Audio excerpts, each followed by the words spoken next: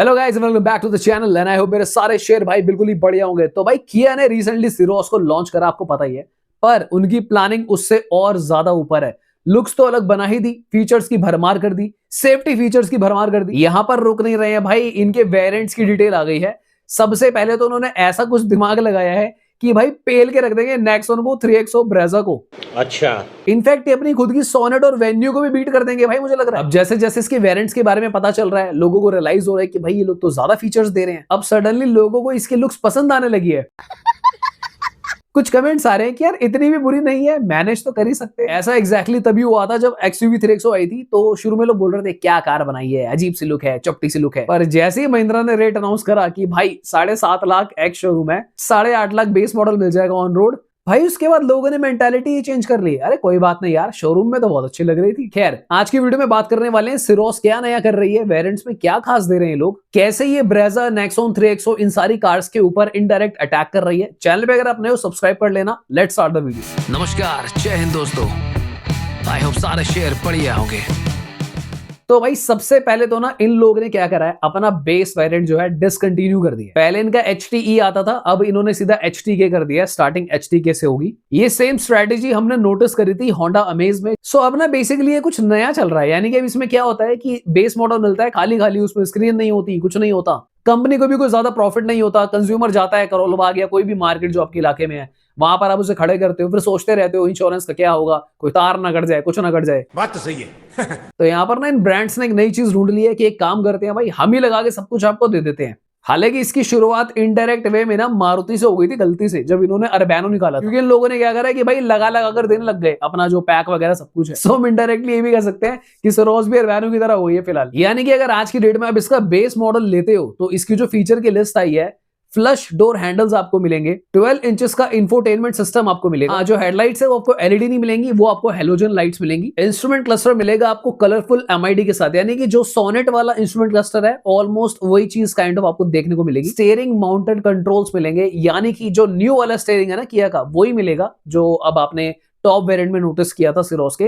Same steering है, थोड़े से कंट्रोल्स भी आपको वहां पे मिल जाएंगे। साथ ही में भाई कंपनी आपको 4 स्पीकर भी लगा के देगी, यानी कि आपको ना कुछ नहीं करना, बिल्कुल रेडी टू गो गाड़ी है। अब डेफिनेटली यहाँ पे अलॉयज तो नहीं मिल सकते आपको, बट 15 इंचेस के टायर मिलेंगे, जो स्टील वाले टायर्स हैं इनके, विद व्हील कवर्स। और हाँ, मैं बताना भूल गया था कि जो इनका इंफोटेनमेंट सिस्टम है उसमें एंड्रॉइड ऑटो और एप्पल कारप्ले भी आपको देखने को मिलेगा। अभी कुछ लोग सोच रहे होंगे तो क्या हो गया यार, इसमें क्या नहीं बात है, बट भाई रियर कैमरा भी दे रहे हैं आपको, उसके साथ आपको डायनामिक गाइडलाइंस भी मिलेंगी। कार के अंदर भाई 4 सेंसर आगे, 4 सेंसर पीछे। कार के अंदर टाइप C के पोर्ट्स मिल गए आपको, सीधा भाई यानी कि अपना फोन लगा और चार्ज करो, मजे लो। साथ ही में आपको मिलेंगे ऑल 4 पावर विंडोज और इलेक्ट्रिकली एडजस्टेबल ORVM मिलेंगे, यानी कि फोल्ड अनफोल्ड नहीं होंगे, पर यस आप उनको एडजस्ट कर सकते हो अंदर से। और इनफैक्ट आपको इस बार रिमोट की मिलेगी विद सेंट्रल लॉकिंग। तो यानी कि जो बेसिक चीजें हैं ना, जो एक बेस मॉडल में होना चाहिए, वो सब कुछ यहाँ पे दिया है। अभी सेफ्टी के बारे में भी बात करते हैं और ये भी बात करेंगे कि इसका बाकी कार्स के ऊपर क्या इंपैक्ट पड़ सकता है, आपको किस कार की तरफ जाना चाहिए। रियर AC वेंट्स मिल जाएंगे और रियर कर्टेन्स भी मिल जाएंगे आपको रियर पैसेंजर सीट्स के लिए, तो यानी कि भाई वो भी एक बेटर ऑप्शन ऐड कर दिया। सेफ्टी से पहले एक बार प्राइस का डिस्कशन कर लेते हैं। अब मैंने आपको बताया था कि इसमें 1 लीटर का टर्बो इंजन आएगा, 1.2 जैसे सोनेट में आता है वो नहीं मिलेगा आपको। सो ये हमने पहले भी डिस्कस करा था कि जो उसकी प्राइसिंग है, मुझे ऐसा लगता है कि आज की डेट में 9,60,000 रुपए से लेके 9,90,000 रुपए के आसपास आपको इसकी प्राइसिंग जो है पड़ने वाली है। क्योंकि अगर सोनेट जैसा प्राइस रख दिया तो फिर इस कार को लाने का सेंस ही क्या बना, क्योंकि सोनेट तो पहले ही थी। और अगर कम पैसों में टर्बो दे दिया तो भाई सोनेट भी क्यों नहीं देते, इस बात का कौन जवाब देगा। सो इसीलिए कंज्यूमर को कुछ एक्स्ट्रा देने के लिए इन्होंने बेस मॉडल को डिसकंटिन्यू करा और बोला कि सीधा आप एक काम करो भाई, सेकंड बेस ही लो, हम आपको रेडी करके देंगे कार। अब अगर मैं इसको कंपेयर करता हूं कि कोई बेस मॉडल लेके सारा काम करवाता, तो मुझे लगता है प्राइसिंग अगर तो इतनी ही आती है 9,50,000 से 10 लाख के बीच में, तो मुझे लगता है रीजनेबल है, वर्थ बाइंग है। क्योंकि आपको इंजन भी अच्छा मिल रहा है, टर्बो इंजन है, काफी अच्छी पावर आपको प्रोड्यूस करके देता है, टॉर्क भी काफी अच्छा है, इंजन साइलेंट है, कोई वाइब्रेशन नहीं है, कोई फालतू का रैटलिंग नॉइस वगैरह कुछ भी नोटिस नहीं होता। मैंने सोनेट काफी चलाई है तो मुझे ऐसा कोई इशू कभी उस कार में नहीं लगा। अभी तो आप भाई सेफ्टी फीचर की लिस्ट सुन लो जो बेस मॉडल में आता है। अब देखो काइलैक में आपको पता है बेस और सेकंड बेस में बिना हिल होल्ड नहीं आता, मतलब कितना कॉमन फीचर है आज की डेट में भाई। मेरे को ऐसा लगता है आज की डेट में हर कार में हिल होल्ड मिलता है ऑलमोस्ट। यहाँ पे सिरोस में एज अ स्टैंडर्ड 6 एयरबैग्स आपको मिलेंगे, एबीएस विद ईबीडी आपको देखने को मिलेगा, रिवर्स पार्किंग सेंसर्स भी देखने को मिलेंगे जो मैंने अभी थोड़ी देर पहले डिस्कस भी किया था, व्हीकल स्टेबिलिटी मैनेजमेंट मिलेगा आपको भाई, यानी कि कार जो है आपकी ऑटोमेटिकली आपको हेल्प करेगी कि भाई आपका जो व्हीकल है वो स्टेबल रहे, brake assist, electronic stability program, hill hold, 8 parking sensor और भाई टीपीएमएस भी मिलेगा आपको। यानी कि भाई फीचर ही फीचर, सेफ्टी वाले फीचर भी और नॉर्मल फीचर भी, जो इनका अब बेस बन गया है उस कार के हिसाब से मुझे सही फीचर्स लगे बिल्कुल। हालांकि जो उनका एचटी के ऑप्शनल है ना उसमें ज्यादा कुछ नहीं है, एक तो 2 ट्विटर्स ऐड कर रहे हैं, एक सनरूफ आपको एक्स्ट्रा मिल जाएगी, and yes most importantly driver seat height adjustment आपको एचटी के ऑप्शनल से मिलेगा। अगर तो ये लोग उसके अंदर एलॉय व्हील्स भी डाल देते तो मुझे ऐसा लगता है कि मैं उसको वीएफएम मॉडल बोल देता इसका, पर प्रॉब्लम ये है कि जो सीट हाइट एडजस्टमेंट है ना वो काफी इंपॉर्टेंट फीचर हो जाता है। अब उसके साथ इन्होंने भाई सनरूफ को पेल दिया। यहाँ पर अगर तो आपकी हाइट ठीक है और आपको सनरूफ नहीं चाहिए तो भाई एचटी पकड़ो, उसमें कुछ करवाने की नीड नहीं है, एलॉय व्हील्स है वो चाहे बाहर से लगवा लेना। बट अगर आपकी हाइट का थोड़ा इशू है दोस्त और आपको चाहिए कि भाई सीट हाइट एडजस्टमेंट मिले तो सनरूफ आपको कॉम्प्लीमेंट्री मिलेगी, चाहे आपको लेनी हो ना लेनी हो, तो एचटी के ऑप्शनल पे आपको जाना पड़ेगा। अब मेरे अकॉर्डिंगली तो एचटी के ऑप्शनल का प्राइस ना इनको खाली 60,000 70,000 रुपए के आसपास बढ़ाना चाहिए, क्योंकि सनरूफ जबरदस्ती आ रहे और इतने खास फीचर्स नहीं है। पर मुझे ऐसा लगता है कि ये लोग बढ़ाएंगे 1 लाख रुपए तक, क्योंकि जहां सनरूफ लग जाती है उस कार का जो वेरिएंट होता है ना उसको प्रीमियम काउंट करने लगते हैं लोग। क्योंकि एक प्रॉब्लम और भी है कि इन्होंने क्या करा ना एचटीके में जो उनका बेस है उसके अंदर इन लोगों ने ओआरवीएम ना इलेक्ट्रिकली एडजस्ट दिया है। लेकिन कई लोगों को इसकी नीड होती है नहीं होती है, पर कुछ लोगों को ना फोल्ड अनफोल्ड भी चाहिए, तो एचटी के ऑप्शनल में इन्होंने ओआरवीएम फोल्ड अनफोल्ड भी डाला है। इन 3-4 चीजों के अगर लाख रुपए पड़ रहे हैं तो मुझे लगता है वर्थ इट थोड़ा सा नहीं लगेगा मुझे, पर हाँ अगर ये 60,000 70,000 रुपए बढ़ाते हैं तो बिल्कुल डेफिनेटली वर्थ इट हो जाएगी। तो यानी कि एचटी के जो इनका बेस होगा मुझे लगता है भाई वो 9.5 से 10 के बीच में होगा, और जो सेकंड बेस होगा एचटी के ऑप्शनल यानी कि ये 11.25 लाख रुपए के आसपास तक चले जाए। अब इसमें ना इन लोगों ने एक नई चीज भी करी है, इसमें क्या है ना कि मैनुअल में आपको टॉप वेरिएंट्स नहीं मिलेंगे, वहां पे आपको ना डीसीटी लेना पड़ेगा इनका, चाहे आप डीजल ले लो चाहे पेट्रोल ले लो। अगर आप मैनुअल ले रहे हो तो आपको मिलेगी नहीं, ऑटोमेटिक मिलेगा टॉप वेरिएंट। HTX तक आप मैनुअल ले सकते हो, अदरवाइज आपको नहीं मिलेगा। अच्छी बात यह है कि इस बार इन्होंने ऐसा फोर्स नहीं कर रहे कि भाई आपको IMT ही लेना पड़ेगा, मैनुअल अवेलेबल कर दी। बाकी बेस मॉडल में डीजल अवेलेबल नहीं है,